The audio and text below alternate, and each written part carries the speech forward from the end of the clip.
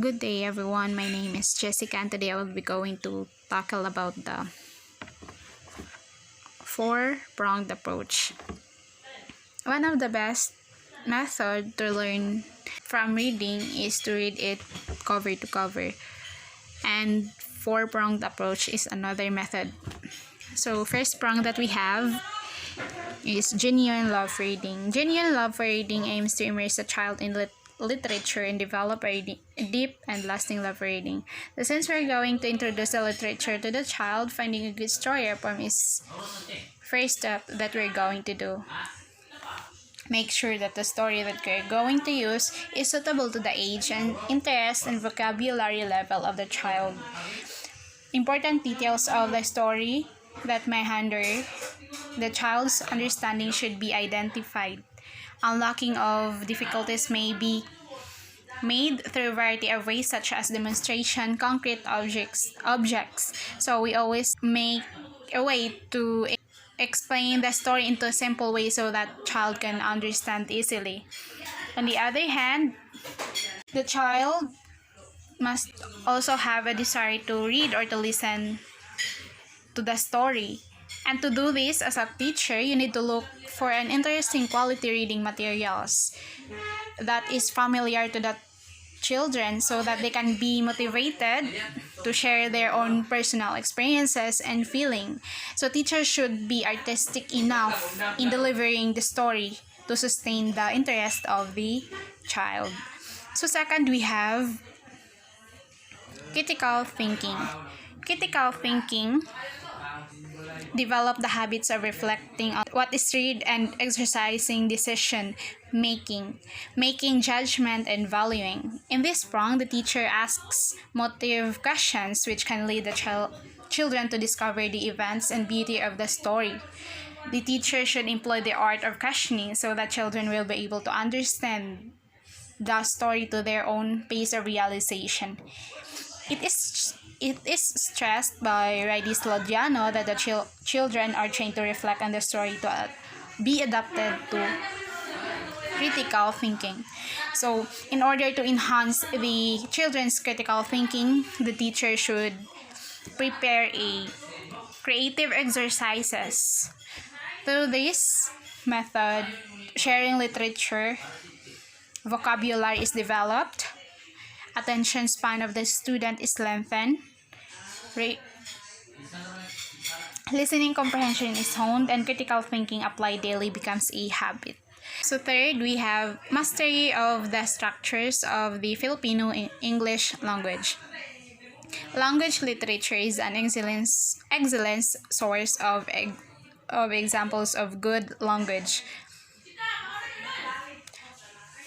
The children will catch the language and use it in their own conversation in and out of the school. If ang bata is exposed siya into the siya habit of reading, of course maka-acquire gid siya og new language learning na makuha niya sa iyang ginabasa, and the story gives the children experiences that they can talk about.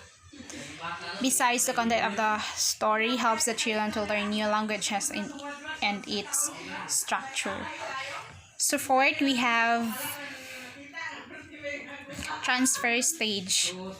Transfer stage, in the course of time, children who have become used to listening to stories will want to read on their own. Of course, as ang bata is jud siya, anang naajud sila'y obsession or about sa mga stories na ilang madungog or ilang mabasa sa ilaha. So one of the manifestation that the child is ready for the beginning reading instruction or this prong, they pretend to scan any kinds of books. If you kanang ang bata is na siya, kanang willing na siya into reading or kanang into the literature, they pretend to scan any story books. So reading readiness activities are given to the child in this stage. So that's all. So now let's proceed to Critical and creative thinking skills. Creative thinking skills is a way of looking at problems or situations from a fresh perspective to conceive of something new or original. Critical thinking is the logical, sequential, disciplined process of rationalizing, analyzing, evaluating, and interpreting information to make informed judgment or decision. Critical thinking versus creative thinking. Their key differences. Creative thinking tries to create something new, while critical thinking seeks to assess worth or validity of something that already exists. Creative thinking tries to create because you're being innovative, while critical thinking in critical thinking we always evaluate the accuracy and truthfulness of the statements, claims, and information that we read or that we hear. So, second, creative thinking is generative, while critical thinking is analytical.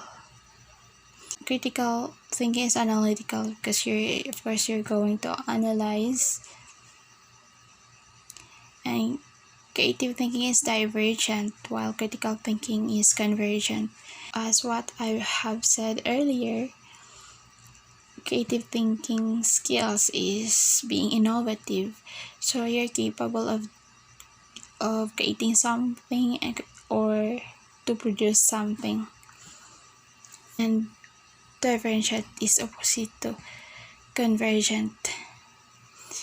Next, we have creative thinking is focused on possibilities, while critical thinking is focused on probability. Creative thinking is focused on possibilities. Of course, you're always making new things. Next, we have creative thinking is accomplished by disregarding accepted principles, while critical thinking is accomplished by applying accepted principles. About creating thinking skills. Creative thinking is a process utilized to generate lists of new, varied, and unique ideas or possibilities.